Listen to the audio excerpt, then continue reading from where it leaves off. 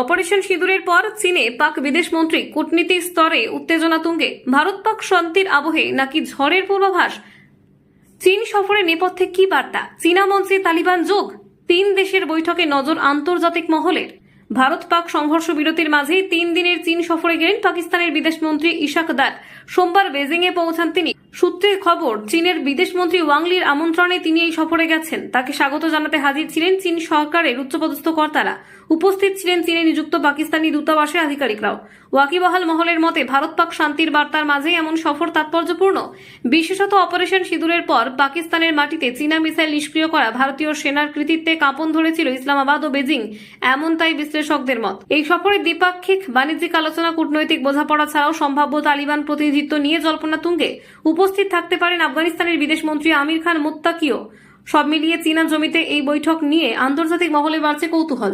আপনারা দেখছেন গ্রামীণ বাংলা নিউজ।